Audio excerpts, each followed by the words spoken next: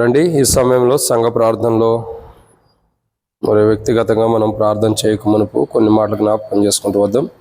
నెహెమ్యా గ్రంథము 2వ అధ్యాయం.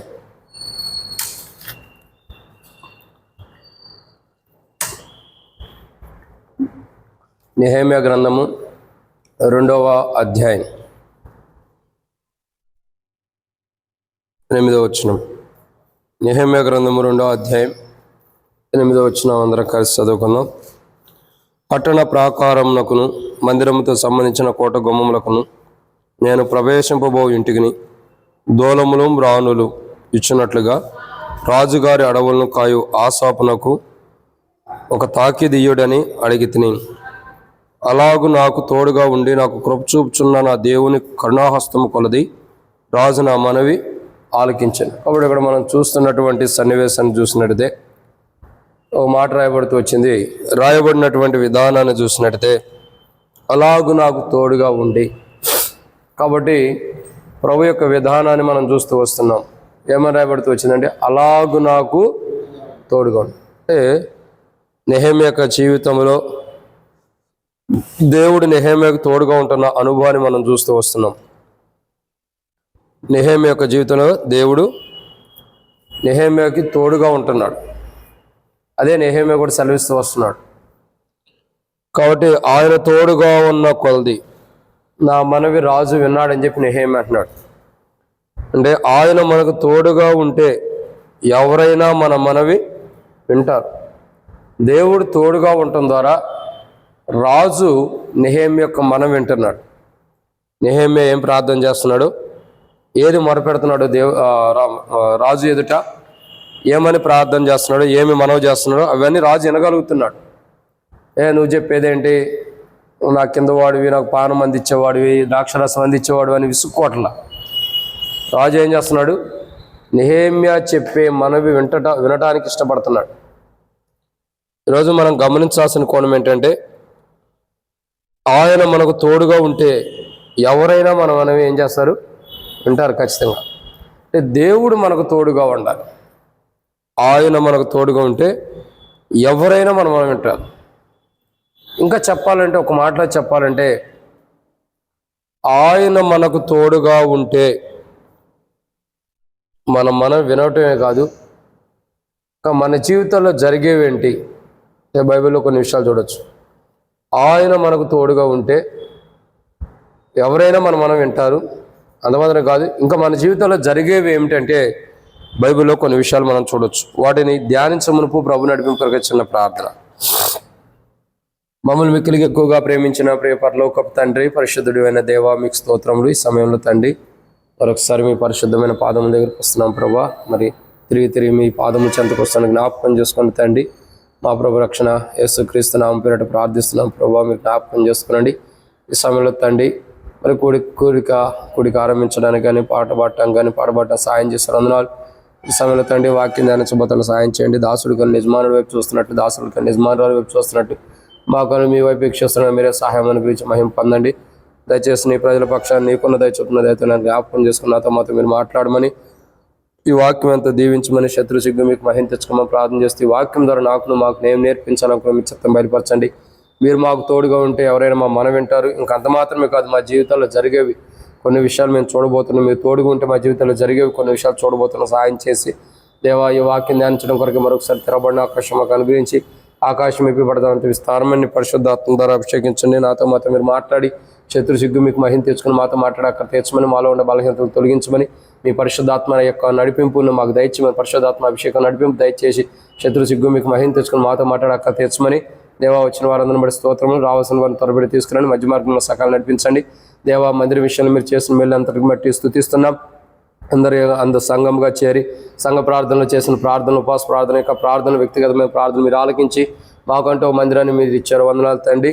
మరి అక్కడ ప్రభా సైడ్ వాల్స్ కానీ, ఇంకా ప్రభా కరెంట్ కానీ అన్నీ కూడా మీరు సమకూర్చమని, స్పెషల్గా ఒక రూమ్ అవసరం ప్రభా, సామాను పెట్టుకోవడం సాయం చేయమని, ఇప్పుడు వరకు సాయం చేస్తూ వచ్చింది దేవుడి ముందు తోడుకుని ప్రతి ఒక్కరు తీర్చి ముందున్న సంత దీవించమని, ఈరోజు కుడికి అంత దీవెనకరంగా చేయమని, దేవా మాకు నేను నేర్పించాలనుకున్నారు మీ చిత్తం బయలుపరచమని, ప్రభు యేసుక్రీస్తు నామం పేరిట విశ్వాసంతో స్తుతించి ప్రార్థించి అడిగి పెట్టుకుంటున్నాం తండ్రి. ఆమేన్. కాబట్టి దేవుని యొక్క వాక్యాన్ని చూస్తున్నట్టే బైబిల్లో రాబడినటువంటి మాట, ఆయన మనకు తోడుగా, అంటే నెహెమ్యాకు దేవుడు తోడుగా ఉండటం ద్వారా రాజు మనం వింటున్నాడు. ఆయన మనకు తోడుగా ఉండటం ద్వారా ఎవరైనా మనం వింటారు. మనం వింటేం కాదు, ఇంకా మన జీవితంలో జరిగేవి కొన్ని విషయాలు ఉన్నాయి. దాంట్లో మొదటి మాటను మనం చూసినట్లయితే మొదటి సమూయేలు గ్రంథం 16వ అధ్యాయం 18వ వచనం. మొదటి సమూయేలు గ్రంథం 16వ అధ్యాయం 18వ వచనం.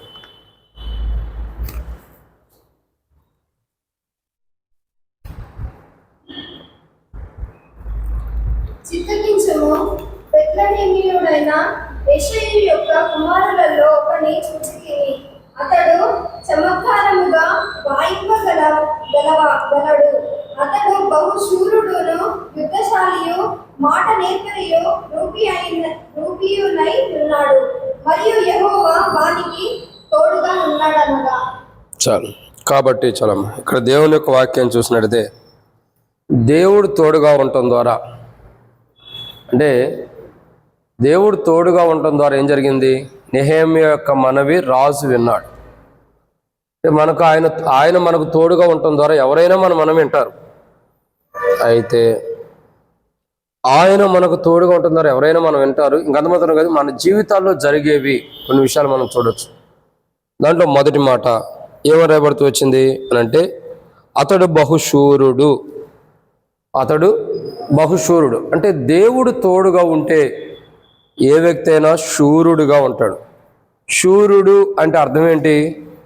ధైర్యశాలి అని అర్థం. ఏంటి అర్థము? ధైర్యశాలి.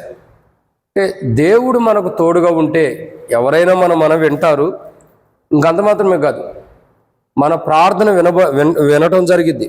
దేవుడు మనకు తోడుగా ఉంటే దేవుడే మన ప్రార్థన వింటాడు, దాంట్లో డౌటే లేదు. కానీ ఇక్కడ రాయబడుతున్న మాట ఏంటంటే, దేవుడు మనకు తోడుగా ఉండటం ద్వారా దేవుడు మనం వింటున్నాడు, అది ఓకే. దాని తర్వాత మనకు జరిగేవి మొదటి మాటను చూసినట్టయితే, మన జీవితాల్లో ఎలా ఉంటాం? మనం బహుశూరులుగా అంటే ధైర్యశాలిగా ఉంటాం. మనం ఎలా ఉంటాం? ధైర్యశాలిగా అంటే మన జీవితాల్లో ధైర్యం అన్నది ఎక్కువ ఉండేది. ప్రతి విషయానికి మనం భయపడతాం, కానీ ప్రతి సందర్భానికి భయపడతాం, కానీ ప్రతి విషయంలో భయపడే గుణలక్షణం మనలో ఉండదు. ఎందుకంటే దేవుడు ఉన్నాడు. ఎందుకంటే ఆయన నెహెమ్యా యొక్క మనవి రాజు వినేటట్టు దేవుడు తోడుగా ఎలాగైతే నెహెమ్యాకు ఉన్నాడో, అదే రీతిలో మనకు కూడా దేవుడు తోడుగా ఉన్నాడు. ఆయన నాకు తోడుగా ఉన్నాడు. నేను మనం చేసే ప్రతి మనవి ఆయన నా మనవి వింటున్నాడు. మనుషుడు నెహెమ్యా చేసిన మనం వినటమే కాదు, నాకు తోడుగా ఉన్న దేవుడు నేను చేసే మనవి వింటాడు. విని నన్ను శూరుడిగా చేస్తాడంటే నాలో ధైర్యంను పుట్టిస్తాడు, ధైర్యశాలిగా. అంటే మనం ప్రతి విషయంలో భయపడేవారు ఉంటాం. ప్రతి విషయంలో భయం అన్నది మన జీవితంలో ఉండేది. ఏముండేది? భయం. ప్రతిదానికి మనం భయపడతాం. ప్రతి సందర్భాన్ని బట్టి మనం భయపడేవారు ఉంటాం.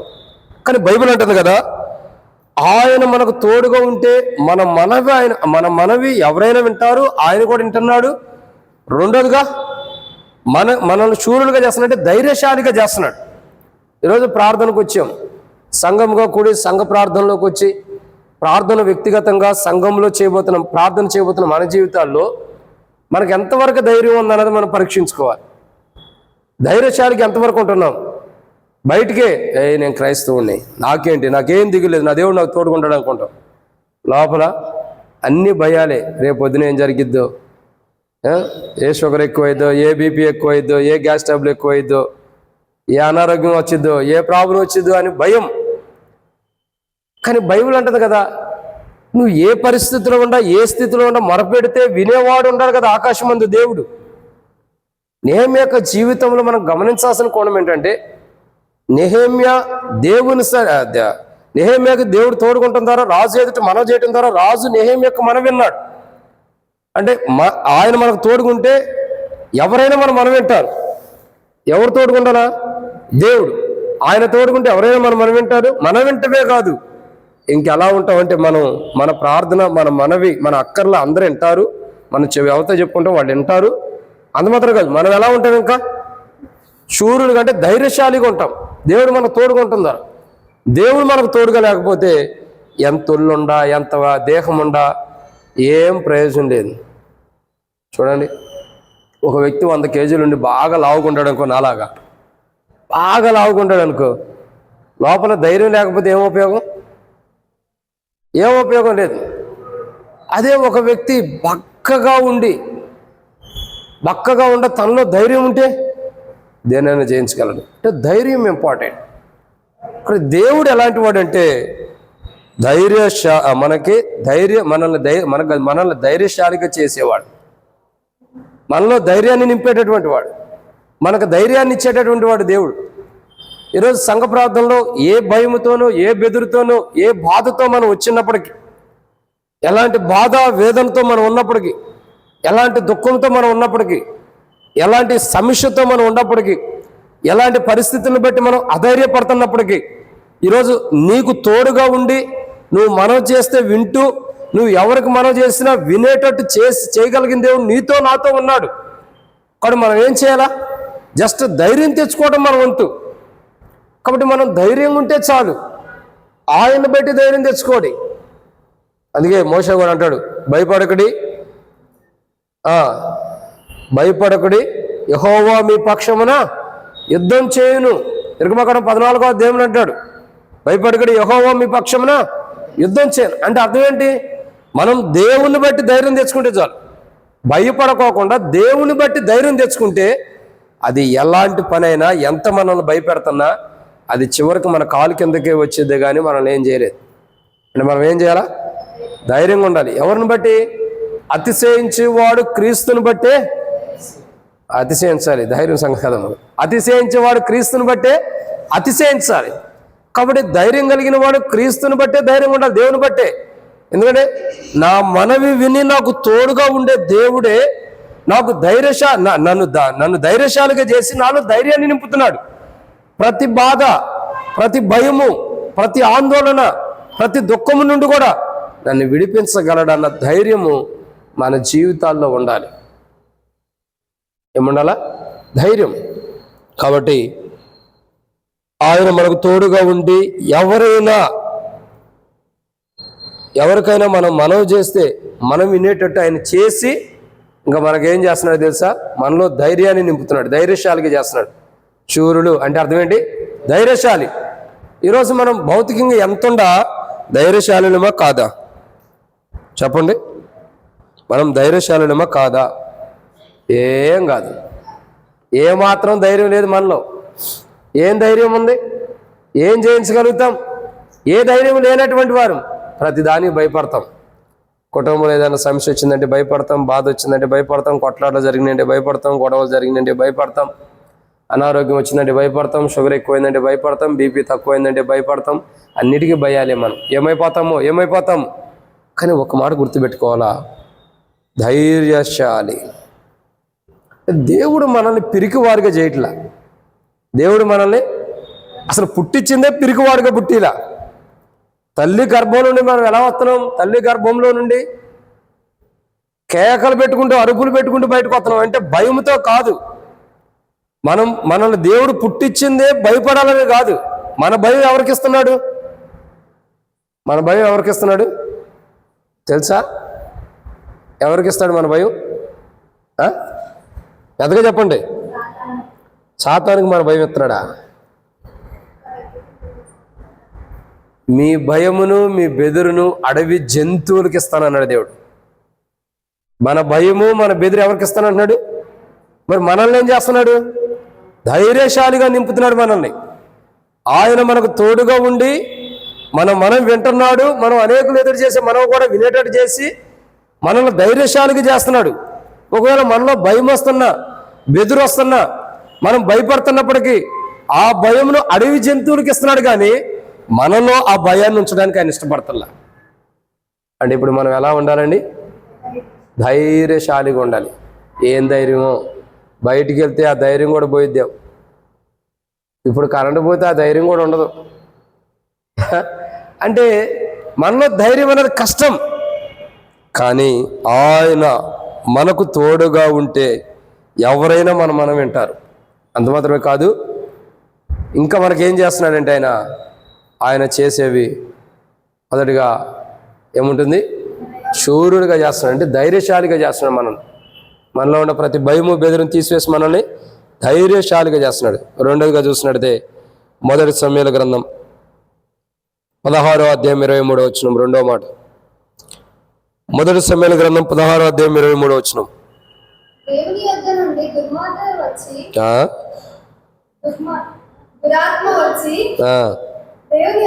దురాత్మ వచ్చి సౌలును పట్టినప్పుడెల్లా దావీదు సితారా చేత పట్టుకొని వాయింపగా దురాత్మ అతనిని విడిచిపోయాను. అతడు సేదదీరి బాగాయను. సరే, దేవుని యొక్క వాక్యాన్ని చూసినట్లయితే ఇక్కడ రెండో కోణాన్ని చూస్తున్నాం. దురాత్మను కూడా వెళ్ళగొట్టగలిగాడు. ఏం చేయగలుగుతూ వచ్చాడు? దురాత్మ అంటే దేవుడు మనకు తోడుగా ఉండి మన మనవి దేవుడు వింటే కాదు, దేవుడు మనకు తోడుగా ఉండి ఎవరైనా మన మనం వినేటట్టు దేవుడు చేసి ఆయన మనకు చేస్తున్నది ఏంటి? మొదటిగా మనం శూరుల కంటే ధైర్యశాలిగా నింపుతున్నాడు, అంటే ఏదైనా సరే జయించే ధైర్యం. రెండు అంటే మన భయాన్ని దేనికి ఇస్తున్నాడు? మన భయాన్ని దేనికి ఇస్తున్నాడు? అడవి జంతువులకు, మామూలు జంతువులు కాదు, అడవి జంతువులకు. నేను అందుకే ఎప్పుడు భయపడుతున్నా నాకు ధైర్యం ఉండిద్ది. దీని ఒక విషయం భయపడుతున్నా అనుకో, ఇది ఖచ్చితంగా అడవి జంతువులకు ఇచ్చేస్తాడు దేవుడు అనుకుంటా. మీరు అనుకుంటారో లేదో మీ ఇష్టం అక్క, నేనైతే అదే అనుకుంటా. ఏ భయం వచ్చినా, ఇప్పుడు గ్యాస్ ట్రబుల్ ఎక్కువైంది అనుకో, అబ్బో అనుకుంటా, ఈ భయం అడవి జంతువులకి ఇస్తాడు అనుకుంటా. ఏ ప్రాబ్లం వచ్చినా సరే, ఏ భయం వచ్చినా అడవి జంతువులకి వెళ్ళిపోతుంది ఇది అనుకుంటా. ఎందుకంటే అలాంటి ధైర్యం మనం కలిగి ఉండాలి. తర్వాత రెండోదిగా చూసినట్టే దురాత్మను వెళ్ళగొట్టే శక్తిని ఇస్తున్నాడు దేవుడు. ఆయన మనకు తోడుగా ఉండి ఆయన మనకు తోడుగా ఉండి మన మనవి అనేకులు వినేటట్టు చేసి ఇంకా మనకేం చేస్తున్నాడు? మనల్ని ధైర్యశాలిగా చేస్తున్నాడు, సూర్యులుగా చేస్తున్నాడు. రెండోదిగా చూడగా దురాత్మలు పట్టిన వారి దగ్గరికి వెళ్ళే శక్తిని ఇస్తున్నాడు. ఆ దురాత్మలను కూడా వదిలించి వెళ్ళగొట్టే శక్తిని ఇస్తున్నాడు. ఏ దురాత్మలైతే పట్టి పీడిస్తాయో, ఏ దురాత్మలైతే మనుషులను పట్టి పీడిస్తున్నాయో, ఏ దురాత్మలైతే మనుషులను బాధిస్తున్నాయో, ఆ దురాత్మను కూడా వెళ్ళగొట్టే శక్తిని ఎవరిస్తున్నాడు? దేవుడు. అంటే ఆయన మనకు తోడుగా ఉండి మన మనవి ఎదుటి వ్యక్తి వినేటట్టు చేసి ఇంకా ఆయన మనకేం చేస్తున్నాడు? మనం చేసిన మనం ఎదుటి వ్యక్తి వినేటట్టు చేసి ఇంకేం చేస్తున్నాడంటే, ఒకటి మనల్ని శూరుల కంటే ధైర్యశాలులుగా చేస్తున్నాడు. రెండు, మనము దురాత్మను వెళ్ళగొట్టేవారుగా చేస్తున్నాడు. మనము దురాత్మను వెళ్ళగొట్టేవారుగా మనల్ని సిద్ధపరుస్తున్నాడు. మనకే దురాత్మ పట్టేటట్టు కాదు, మనకు దురాత్మ పట్టేటట్టు కాదు, మనమే దురాత్మను వెళ్ళగొట్టేటట్టు చేస్తున్నాడు. ఎలా చేస్తున్నాడు? మనమే దురాత్మను వెళ్ళగొట్టేటట్టు. ఇప్పుడు అసలు దురాత్మ ఎవరికి వచ్చింది? సౌలు ఎవరు? సౌలు ఎవరు? అన్న చెప్పాడని చెప్పి మీరు కూడా రాజా అనొద్దు. సౌలు ఎవరు? సౌలు పౌలా? పౌలు వేరక్క, నువ్వు కొత్త నిబంధనకి వెళ్తావు, ఇక్కడ పాత నిబంధనలో ఉన్నావు. సౌలు ఎవరు? దావీదు కుమారుడా? వీళ్ళు బాగా బైబిల్ చదువుతున్నారు. సౌలు దావీదు కుమారుడు అంట. నేను మర్చిపోతా మిమ్మల్ని అడిగేందుకు, నేనే చెబుతాలే. సౌలు ఎవరంటే దావీదు మామ ఇవన్నీ కాదు లెక్క. సౌలు ఎవరంటే యెహోవా చేత అభిషేకించబడిన వాడు. ఎవరు? యెహోవా చేత అభిషేకించబడిన వాడు. అంటే దేవుని చేత, అంటే దేవుని చేత ఎందుకంటే సమయంలో దేవుని చేతనే కదా అభిషేకించింది. అంటే దేవుని కొరకై దైవచిత్తంలో అభిషేకించబడిన వాడు సౌలు. మరి అభిషేకించబడిన వాడికి ఏమొచ్చింది చెప్పండి? అభిషేకించబడిన వాడికి ఏమొచ్చింది? దురాత్మ వచ్చింది. అంటే రక్షించబడిన వారి జీవితాల్లో కూడా దురాత్మలు వస్తాయి. ఇదే రక్షణ మారుమూసి బాప్తిసం పొందేమో నా వంతు నేను పరలోక రాజ్యానికి వెళ్ళిపోతాం అనుకోవద్దు. దురాత్మలో మనలో పడితే మనం కూడా దురాత్మలు పట్టిన వారిలాగా ప్రవర్తిస్తాం. అప్పుడప్పుడు మన ప్రవర్తన ఎలా ఉంది? దురాత్మ పట్టిన వారిలాగా ఉన్నాం. పిచ్చి పిచ్చిగా కేకలేస్తాం, పిచ్చి పిచ్చిగా అరుస్తాం, పిచ్చి పిచ్చిగా మాట్లాడతాం. ఏం చేస్తామో మనకే తెలియదు. ఎందుకని? దురాత్మ పట్టిన వారికి చేస్తాం. అంటే అప్పుడప్పుడు రక్షించబడిన వారు కూడా దురాత్మ పట్టిన వారిలాగా తయారవుతారు. కానీ నిజంగా దేవుడు మనకు తోడుగా ఉంటే మన మనవి ఎదుటి వ్యక్తి వినేటట్టు దేవుడు చేసి ఇంకా మనకు చేస్తున్నవి, మొదటిగా మనం శూరుడు కంటే ధైర్యశాలిగా సిద్ధపరుస్తున్నాడు. రెండు, దురాత్మను వెళ్ళగొట్టే వారిగా సిద్ధపరుస్తున్నాడు. అంటే ఏ దురాత్మ అయితే మన దగ్గరకు వస్తుందో, ఏ దురాత్మ అయితే మనలో ప్రవేశించడానికి ఇష్టపడుతుందో, లేదా ఏ దురాత్మ అయితే మనం తెలిసిన వారిలో ప్రవేశించిందో, ఆ దురాత్మను వెళ్ళగొట్టే శక్తి దేవుడు మనకిస్తున్నాడు. అంటే ఆయన మనకు తోడుగా ఉండి ఎదుటి వ్యక్తికి మనం చేసినప్పుడు ఆ మనం వినేటట్టు చేస్తున్నాడు. ఎదుటి వ్యక్తి మనం వినేటట్టు చేసి ఇంకా మనకేమిస్తున్నాడు? ఒకటి, ధైర్యశాలిగా చేస్తున్నాడు చూడుగా. రెండు, దురాత్మను వెళ్ళగొట్టే శక్తిని ఇస్తున్నాడు. ఈరోజు అసలు మనమే దురాత్మ బట్టి వచ్చి ఉంటే అది పోవటం కొరకు మనం ప్రార్థించాలి.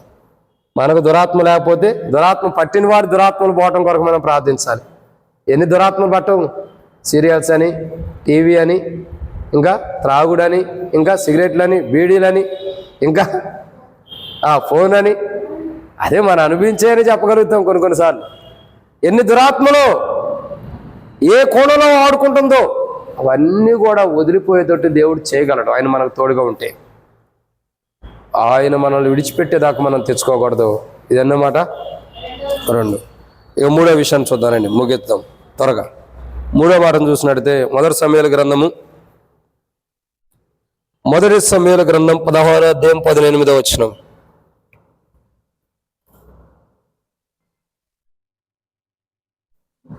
మొదటి సమూయేలు గ్రంథం 16వ అధ్యాయం 18వ వచనం. చిత్తగించుము, బెత్లెహేమీయుడైన యెషయా యొక్క కుమారులలో ఒకని చూచి తిని, అతడు చమత్కారముగా వాయింపగలడు, అతడు బహుశూరుడును యుద్ధశాలియు. చాలమ్మ. ఎలాంటి వాడు? యుద్ధశాలి. యుద్ధశాలి అంటే అర్థం ఏంటి? యుద్ధశాలి అంటే యుద్ధ వీరుడు అని అర్థం. యుద్ధం చేయగలిగినటువంటి వాడు, యుద్ధాలను జరిగించగలిగిన వాడు, యుద్ధాలని జయించగలిగినటువంటి వీరుడు. ఎలాంటి వాడు? వీరుడు, యుద్ధ వీరుడు. అంటే యుద్ధాలను కూడా జయించగలిగినటువంటి వీరుడు, యుద్ధాలను కూడా జయించగలిగిన వాడు, ఎటువంటి యుద్ధంనైనా జయించగలిగిన వాడు అని అర్థం. అందుకే వీరుడు అంటారు. దేన్నైనా జయించేవాడిని ఏమంటారు? వీరుడు అంటారు. దేన్నైనా జయించేవాడు. మనం ఏం చేస్తాం?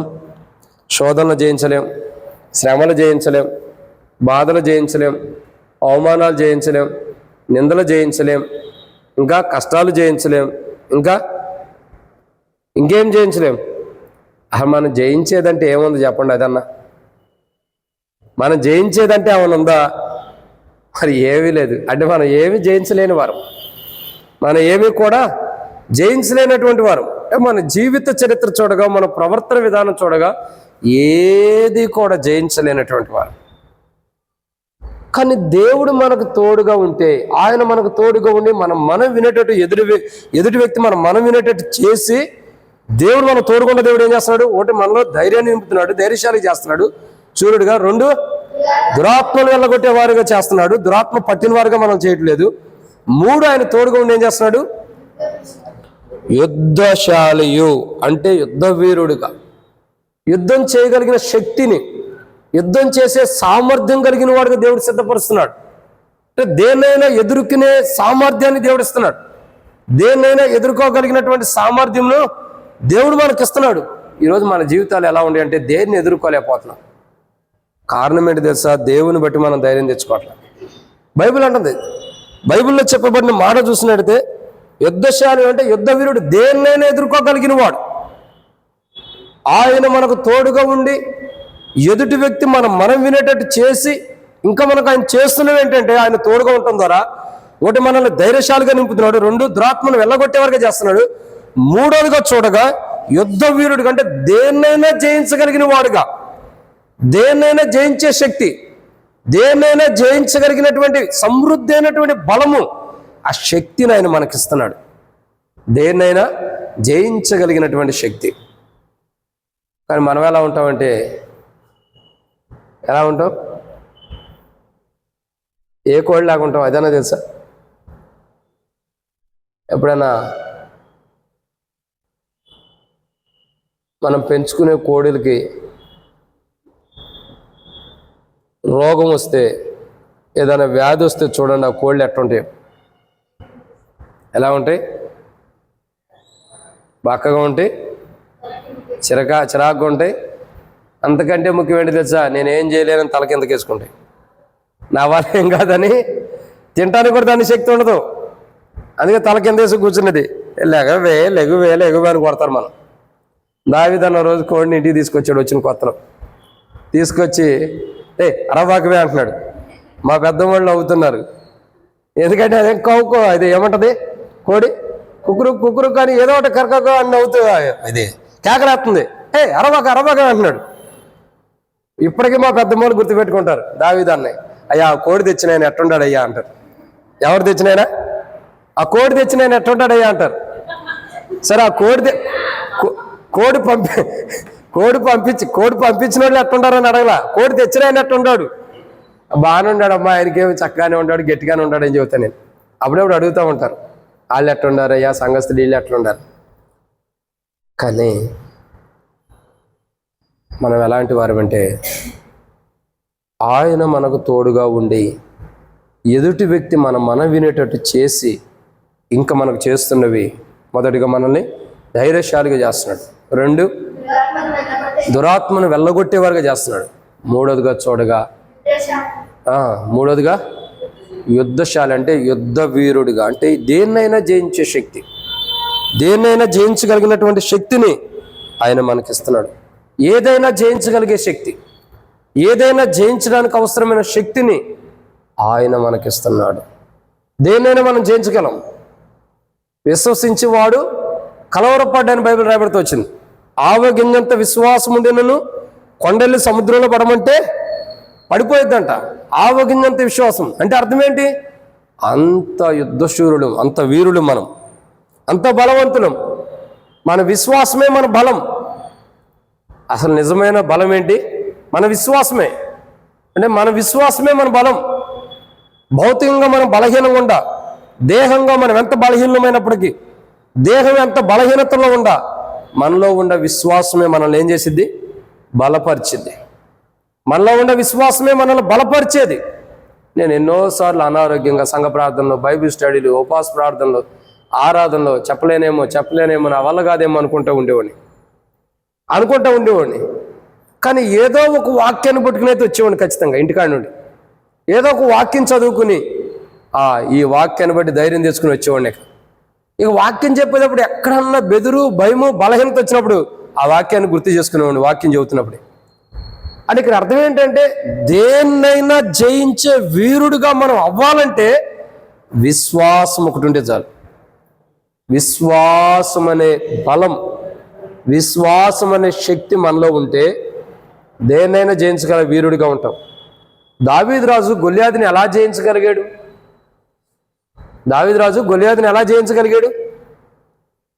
అది మానవ రూపంతో, మానవ ఆలోచనలతో జయించగలిగింది కాదు. అది విశ్వాసంతో, అంటే దేవుని మీద ఉన్న విశ్వాసంతో జయించగలిగాడు. ఎందుకంటే అది కదా, సున్నత లేని ఫిలిప్తీయుడు జీవం గల దేవుని దూషించట అని అంటాడు. అంటే అర్థం ఏంటి? అక్కడ దేవుని మీద ఉన్న విశ్వాసంతో ఒక వ్యక్తి దేవుని దూషిస్తున్నాడని దేవుని మీద ఉన్న విశ్వాసంతో వెళ్ళి యుద్ధం చేసి గెలిచాడు. అంటే వీరుడుగా చేపడుతూ వచ్చాడు. గొల్యాదుని పడగొట్టాడు గొప్ప వీరుడు. ఆ దావీదును చూసి ఫిలిప్తీయులందరూ కూడా పారిపోతున్నారు. అమ్మో గొల్యాదుని చంపేశాడంటే ఇంకెవరినైనా చంపేస్తాడని. అంత వీరుడుగా అవటానికి కారణం ఏంటంటే విశ్వాసం. ఏంటి? విశ్వాసం. కాబట్టి ఈరోజు మన జీవితాల్లో, సంఘ ప్రార్థనకు వచ్చిన మన జీవితాల్లో మనం గమనించాల్సిన కోణం ఏంటంటే, ప్రియులారా, ఒకటి ఆయన మనకు తోడుగా ఉండి, ఆయన మనకు తోడుగా ఉంటే మన మనవి ఎవరైనా వింటారు. ఇంకా ఆయన మనకు తోడుగా ఉండి మన మనవి ఎవరైనా వినేటట్టు చేసి ఇంకేం చేస్తున్నాడు? ఒకటి మనలో ధైర్యాన్ని నింపుతున్నాడు, శూరులుగా చేస్తున్నాడు మనల్ని, అంటే ధైర్యశాలిగా చేస్తున్నాడు మనల్ని. 2 దురాత్మ వెళ్ళగొట్టే శక్తిని మనకి ఇస్తున్నాడు. 3 యుద్ధ శూరులుగా చేస్తున్నాడు. అంటే యుద్ధశాలి అంటే యుద్ధ వీరుడు, అంటే ఎలాంటి యుద్ధాన్నైనా జయించే శక్తిని మనకి ఇస్తున్నాడు. ప్రతి యుద్ధానికి భయపడే బలహీనతను మనకి ఇవ్వట్లా. ప్రతి యుద్ధానికి మనం భయపడేటే చేయట్లా. ప్రతి యుద్ధానికి మనం భయాందోళనతో ఉండేటట్టు చేయట్లా. ప్రతి యుద్ధానికి ఏం చేస్తున్నాడు? జయించే శక్తి. అంటే అంత వీరుడుగా ప్రభు మనల్ని సిద్ధపరుస్తున్నాడు. ఇదన్నమాట 3. ఇక 4వ విషయం చూద్దామండి, త్వరగా ముగిచ్చేద్దాం, మీరు కూడా వెళ్ళిపోవాలి కాబట్టి. 1 సమూయేలు గ్రంథం 16వ అధ్యాయం 18వ వచనం. మొదటి సమయాల గ్రంథం 16వ అధ్యాయం 18వ వచనం. చిత్తగించుము, బెత్లెహేమీయుడైన యెషయా యొక్క కుమారులలో ఒకని చూచి తిని, అతడు చమత్కారముగా వాయింపగలడు, అతడు బహుశూరుడును యుద్ధశాలియు మాట నేర్పరియు రూపసీయుడనై ఉన్నాడు. మరియు రూపాసియునై ఉన్నాడు. యెహోవా వానికి తోడుగా ఉన్నాడనగా. ఇక 4వ విషయం ఏంటంటే నేర్పరియు. ఎలాంటి వాడండి? నేర్పరి. నేర్పరి అంటే అర్థం ఏంటి? నేర్పరి అంటే అర్థం ఏంటి? వ్యాఖ్యానంలో ఇలా రాయబడుతూ వచ్చింది, చక్కగా మాట్లాడగలిగిన వాడు. ఎలాంటి వాడు? అందుకే అప్పుడప్పుడు అంటారు కదా, జ్యోతక్ అంటూ ఉండిద్ది, నీతో అసలు మేము మాట్లాడలేమయ్యా అని. ఏమనేది? నీతో మేము మాట్లాడలేము, కాలికెత్తే మెడకెత్తావు, మెడకెత్తే కాలికేసి కూర్చుంటావు, నీతో మేము మాట్లాడలేమంట. నీతో మేము మాట్లాడలేమనిద్ది. సరే, మనం అంత దూరం కాదులే, కానీ బైబిల్ చెప్పబడే మాట ఏంటి? ఆ మాట నేర్పరి. మాట నేర్పరి అంట. చక్కగా మాట్లాడగలిగిన వాడు అంటే దేవుడు, ఆయన మనకు తోడుగా ఉండి ఆయన మనకు తోడుగా ఉంటే ఎవరైనా మనం వినేటట్టు ఆయన చేసి, ఇంకా మనం చేస్తున్నామేంటి? ఒకటి శూరులుగా చేస్తున్నాడు, ధైర్యశాలిగా చేస్తున్నాడు. 2 దురాత్మను ఎల్లగొట్టే వారు చేస్తున్నాడు. 3 యుద్ధశాలి అంటే యుద్ధ వీరుడిగా చేస్తున్నాడు. 4వదిగా చూడగా నేర్పరియు. నేర్పరియు అంటే అర్థం ఏంటి? చక్కగా మాట్లాడగలిగిన వాడుగా. చక్కగా మాట్లాడగలిగిన వాడు అంటే అవసరాన్ని బట్టి, సమయాన్ని బట్టి, సందర్భాన్ని బట్టి, ఏ సమయంలో ఏది మాట్లాడాలో మాట్లాడగలిగిన వాడుగా దేవుడు సిద్ధపరుస్తున్నాడు. దేవుడు ఏం చేస్తున్నాడండి? సిద్ధపరుస్తున్నాడు. ఏ సమయానికి మనం ఏది మాట్లాడాలో, ఏ సమయానికి ఏది మాట్లాడాలో, ఏది అవసరమో ఆ యొక్క సిద్ధపాటు చక్కగా మాట్లాడే శక్తిని ప్రవేశిస్తున్నాడు. దాన్ని పాత నిబంధనలో చక్కగా మాట్లాడగలిగిన వాడు అని రాయబడుతుంది, నేర్పరి అని పాత నిబంధనలో. కొత్త నిబంధనలో చూసినట్లయితే పరిశుద్ధాత్మ ఆ గడియలోనే మీకు నేర్పుని మీరు ఏం మాట్లాడవలసింది అని బైబిల్ రాయబడుతుంది. అంటే ఇంకో మాటలో చెప్పాలంటే పరిశుద్ధాత్మ ప్రేరేపణతో మాట్లాడగలిగిన వాడిగా దేవుడు సిద్ధపరుస్తున్నాడు. పరిశుద్ధాత్మ ప్రేరేపణ చేత పరిశుద్ధాత్మ కలిగిన వారిమై మాట్లాడగలిగే శక్తిని దేవుడు ఇస్తున్నాడు. ఒక వ్యక్తిలో పరిశుద్ధాత్మ నివసించినప్పుడు ఆ వ్యక్తితో ఎవరో మాట్లాడలేడు. యేసు ప్రభువులో పరిశుద్ధాత్మ యొక్క విధానం ఉండబట్టి ఆయన దేవాలయంలో ఉన్నప్పుడు ఆయన వేసే ప్రతి ప్రశ్నకి ఎవరో సమాధానం ఇవ్వలేకపోతున్నాడంట. యేసు ప్రభువు దేవాలయంలో ఉన్నప్పుడు దేవాలయంలోకి వస్తారు కదా, ఆమె తండ్రి మరి బలులు ఆ యొక్క సున్నత చేపించడానికి దేనికో ఏదో పని మీద వచ్చుతున్నాడు కదా. ఆ వచ్చినప్పుడు ఏం జరిగిద్ది? ఆయన తప్పిపోయాడని చెప్పని ఎతుకుతూ వస్తున్నాడు. ఈయన ఎక్కడ కూర్చుంటాడు? మంచి పొజిషన్లో కూర్చున్నాడు యేసు ప్రభువారు. అందరిని అడుగుతూ ఉంటాడు కుశల ప్రజలు. ఎవరి దగ్గర సమాధానం లేదు. సమాధానం ఇచ్చేవాడే సమాధానం అడుగుతుంటే ఇంకెవడు చెప్పగలుగుతాడు? ప్రశ్న అడుగుతుంటే సమాధానం చెప్పగలిగిన వాడే ప్రశ్న అడుగుతున్నాడు. దాని సమాధానం ఎవరు చెప్పగలడు? మళ్ళీ ఆయనే చెప్పగలడు. ఆయనే అడుగుతుంటే ఎవరికేం అర్థం కావట్లా. ఇంత జ్ఞానం ఇతనికి ఎక్కడి నుండి వచ్చింది? ఇతను వడ్లవాడి కుమారుడు కాదా? ఇతను వడ్లవాడి కుమారుడు కాడా అని అందరూ అనుకుంటున్నారు. నేర్పరి అయిన మాటలు, చక్కగా మాట్లాడగలిగిన వాడు, చక్కగా మాట్లాడగలిగిన వాడు. నేను అందుకుంటా కదా అనుకుంటా. యేసు ప్రభు వారికి దావీదుకి చాలా దగ్గర సంబంధాలు ఉన్నాయి, చాలా దగ్గర సత్సంబంధాలు ఉన్నాయి. కొన్ని లోపాలు దావీదు రాజులో ఉన్నాయి. అంటే స్త్రీతో పాపం చేసినవి కానీ, ఉరియాని అన్యాయంగా చంపించడం కానీ, ఇవి లోపాలు ఉన్నాయి. ఇవి కాదని నేను అంటున్నా. వీటిని పక్కన పెడితే దావీదు రాజు యొక్క జీవితంలో యేసు ప్రభు వారి గుణ లక్షణాలు ఇమిడి ఉన్నాయి. ఇవి తన బలహీనతలను బట్టి రక్తమాంసం కలిగిన వాడు కాబట్టి కొన్ని తప్పులు, ఆ శరీర కోరికను చంపుకోలేక కొన్ని పరిస్థితులను బట్టి ఆ తప్పులు చేశాడు దావీదు రాజు. కానీ యేసు ప్రభు వారి గుణ లక్షణాలు ఉన్నాయి. నిజంగా మనం గమనించాల్సిన కోణం ఏంటంటే పరిశుద్ధాత్మ అనుభవము. చక్కగా మాట్లాడేవాడు ఎవరు? పరిశుద్ధాత్మ అనుభవంలో వెళ్తున్నవాడని అర్థం, లేదా జ్ఞానవి అని అర్థం, జ్ఞానం కలిగిన వాడని అర్థం. జ్ఞానం కలిగిన వాడని చెప్పొచ్చు, లేదా పరిశుద్ధాత్మ ప్రేరేపణ చేత నడిపించబడేవాడని కూడా చెప్పొచ్చు. పరిశుద్ధాత్మ ప్రేరేపణ చేత మాట్లాడేవాడు అని కూడా చెప్పొచ్చు మనం. కాబట్టి నెహెమ్యా యొక్క జీవితంలో కూడా ఎంతో గొప్ప అనుభవంతో నెహెమ్యా రాజు ఎదుటి మనవి చేస్తున్నాడు. దేవుడు తనకు తోడుగా ఉండటం ద్వారా రాజు మనం విన్నాడు. దేవుడు మనకు తోడుగా ఉంటే, ఆయన మనకు తోడుగా ఉంటే ఎవరైనా మనం వింటారు. నెహెమ్యాకు దేవుడు తోడుకుంటాడు కాబట్టి రాజు మనం విన్నాడు. అందుకే సర్వోన్నతుడైన దేవుడు మనకు తోడుగా ఉంటే ఎవరైనా మనం వింటారు. ఇంకా ఎవరైనా మనం వినేటట్టు ఆయన చేసి ఇంకేం చేస్తున్నాడు తెలుసా? ఇంకా చేస్తున్నవి ఒకటే, మనల్ని ఏం చేస్తున్నాడు, మనం దేని గురించి మొర పెడుతున్నామో ఎదుటి వ్యక్తి దగ్గరికి వెళ్ళినా ఎక్కడికి వెళ్ళినా మన మొర మొదట ఆయన అంటున్నాడు, ఎదుటి వ్యక్తి వినేటట్టుగా ఆయన చేస్తున్నాడు. ఆయన మనకు తోడుకోండి, ఇంకా తోడుకోండి మొర వినేటట్టు చేయడమే కాదు, ఇంకేం చేస్తున్నాడు, మనల్ని ధైర్యశాలిగా చేస్తున్నాడు. ఇంకేం చేస్తున్నాడు, దురాత్మ వెళ్ళగొట్టే వరకు చేస్తున్నాడు. ఇంకేం చేస్తున్నాడు, ఇంకా యుద్ధ వీరుడిగా చేస్తున్నాడు. ఇంకేం చేస్తున్నాడు, నేర్పరి అంటే చక్కగా మాట్లాడగలిగే వాడిగా సిద్ధపరుస్తున్నాడు. మన మాటల్లో లోపాలు లేకుండా, మన మాటల్లో బలహీనత లేకుండా, మన మాటల్లో ఏ లోపం ఏ అవిధేయత లేకుండా చక్కగా మాట్లాడగలిగే స్థితిని తీసుకొస్తున్నాడు.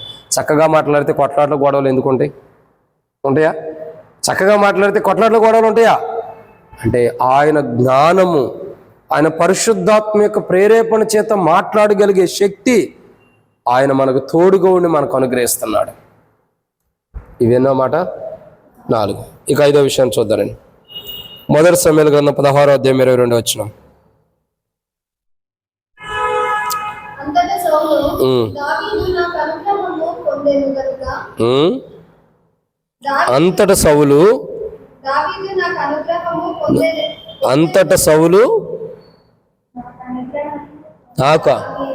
నాకుంది అక్కడ.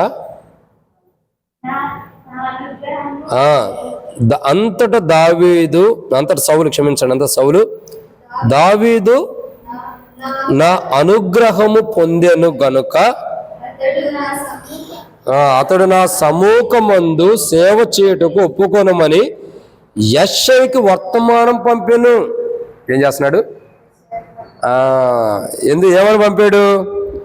అతడు సేవ చేయటానికి ఒప్పుకోవాలి అంటే అర్థం ఏంటి? అతన్ని నేను ఎంచే సేవ కొరకు, సేవ చేయటానికి నేను ఎంచే అతన్ని, నా సేవ చేయటం కొరకు నేను అతన్ని ఎంచే కాబట్టి అతడు ఏం చేయాలా?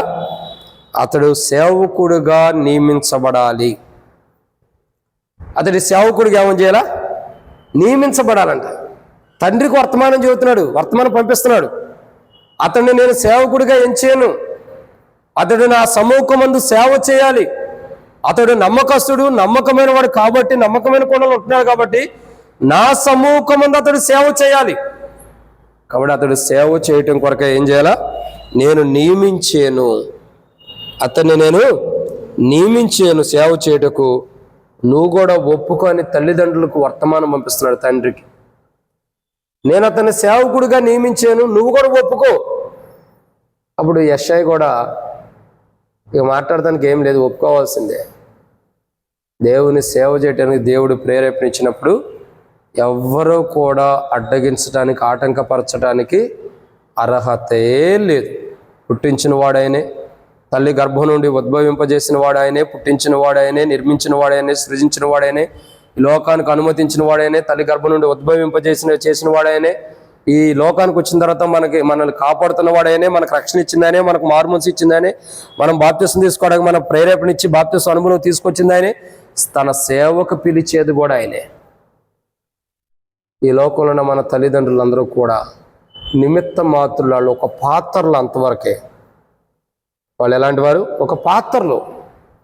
కాబట్టి దావీదు రాజు గురించి అంటాడు, పుట్టటానికి నీ కుమారుడైన అతడు నా సముఖమందు సేవ చేయుటకు ఒప్పుకోమని యెషయిని అడుగుతున్నాడు.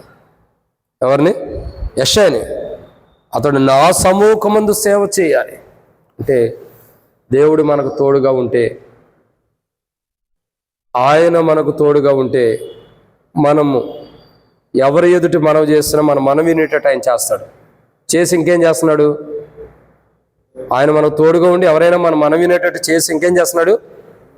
1, మనల్ని ధైర్యశాలిగా చేస్తున్నాడు. 2, మనలో ఉండ కాదు, ఎదుటి వ్యక్తులు ఉండే దురాత్మ ఎల్లగొట్టేటట్టు చేస్తున్నాడు. 3, యుద్ధ వీరుడిగా చేస్తున్నాడు. 4, మాట నేర్పరి అంటే జ్ఞానము పరిశుద్ధాత్మ యొక్క ప్రేరేపణ చేత నడిపి మాట్లాడగలిగే శక్తినిస్తున్నాడు. 5వదిగా చూడగా తన సముఖమందు సేవ చేసే ధన్యత, తనలో సేవ చేసే ధన్యత, తన సమూహంలో సేవ చేయాలి, తనలో సేవ చేయాలి, తన సన్నిధిలో సేవ చేయాలి. ఆ సేవ చేసే ధన్యత ఇస్తున్నాడు దావీదు రాజుకి. అంటే దేవుడు ఎవరికైతే తోడుగా ఉంటాడో ఆ వ్యక్తి మనవి ఎదుటి వ్యక్తితో చేసినప్పుడు, ఆ వ్యక్తి చేసిన మనవి ఎదుటి వ్యక్తి వినేతోటి చేసి అతన్ని తన సేవకు ఉన్నాడు. మాత్రమే కాదు, దేవుడు మన జీవితాల్లో ఎన్నో మేలు చేసేవాడు ఉన్నాడు. కాబట్టి ప్రియమైన దేవుని బిడ్డలు, ఇక్కడ మనం చూడాల్సిన మాట, ఎందుకంటే దేవుని యొక్క వాక్యాన్ని జాగ్రత్తగా గమనించినట్లయితే దేవుడు మనకు ఎన్నో మేలు చేయడానికి ఇష్టపడుతున్నాడు. మన జీవితంలో ఎన్నో బలహీనతలు కలిగిన వారమైనప్పటికీ దేవుడు తన సన్నిధిలో, తన చిత్తంలో, తన దయా సంకల్పంలో దేవుడు మనం తన సన్నిధిలో సేవ చేయాలని, తన మందిరంలో సేవ చేయాలని, తన కొరకై సేవ చేసేవారికి ఉండాలని, తన కొరకై మంచి పరిచర్య చేసేవారికి ఉండాలని, తన మందిరంలో సేవ చేసే ధన్యత, తన మందిరంలో సేవ చేసే అనుభవాన్ని దేవుడు మనకి ఇవ్వటం కొరకై దేవుడు ఇష్టపడితే వాడుకుంటాడు. కాబట్టి ఎప్పుడైతే మన జీవితాల్లో, మన అనుభవాల్లో, మన యొక్క విశ్వాస జీవితంలో ఎప్పుడైతే ఒక అనుభవపూర్వకమైన సేవ మనం చేస్తామో, ఎప్పుడైతే ఒక అనుభవంతో కూడిన సేవలో మనం వెళ్తాం, వాడు మన జీవితాలు ఆశీర్వాదకరంగా ఉంటాయి. కాబట్టి ఈరోజు మనం గమనించాల్సినటువంటి మాట, సంఘ ప్రార్థనలో ప్రార్థించక మునుపు, ప్రార్థన జీవితాన్ని కలిగి ఉండక మునుపు, మన జీవితంలో దేవుని సన్నిధిలో మనం చేసే సేవ చాలా ఇంపార్టెంట్. ఎంతో బలమైన సేవ మనం చేయాలి, ఎంతో విలువైన సేవ మనం చేయాలి. తన సన్నిధిలో దేవుడు మనం నియమించుకుని ఎదుటి వ్యక్తి మనం చేసి దేవుడు ఆలకించి తన సన్నిధిలో సేవ చేసే ధన్యత దేవుడు ఇస్తున్నాడు. తన మందిరంలో సేవ చేసే ధన్యత దేవుడు ఇస్తున్నాడు. కాబట్టి తన మందిరంలో, తన సన్నిధిలో మహోన్నతుడైన దేవుడు, సర్వోన్నతుడైన దేవుడు, ఆది సంభూతుడైన దేవుడు, అల్ఫా ఓమేగా అయిన దేవుడు, ఎంతో గొప్ప దేవుడు. నిజంగా చెప్పాలంటే ఈ లోకాన్ని సృష్టించిన వాడు, సృష్టికర్త, మహోన్నతుడైన దేవుని యొక్క సేవ చేసే ధన్యత దేవుడు మనకిస్తున్నాడు. తన సన్నిధిలో ఎంతో గొప్ప సేవా భాగ్యాన్ని దేవుడు మనకిస్తున్నాడు. కాబట్టి ఈ సేవా భాగ్యాన్ని మనం పోగొట్టుకోకూడదు. దేవుడు మనం సేవకు పిలిస్తే, దేవుడు మనం సేవ చేయమని పిలుస్తుంటే, దేవుడు మనం సేవక్రమని మాట్లాడుతుంటే ఆ మాటను మనం తిరస్కరించకూడదు, ఆ మాటను కాదనకూడదు. ఎప్పుడైతే దేవుని మాటకి లోబడతామో, దేవుని మాటకు విధేయత చూపిస్తాము, ఎప్పుడైతే దేవుని మాటకు లోబడి ఉంటామో, అప్పుడు మన జీవితంలో ఎన్నో మేలులు మనం చూడగలుగుతాం, ఎన్నో ఆశీర్వాదాలు మనం చూడగలుగుతాం.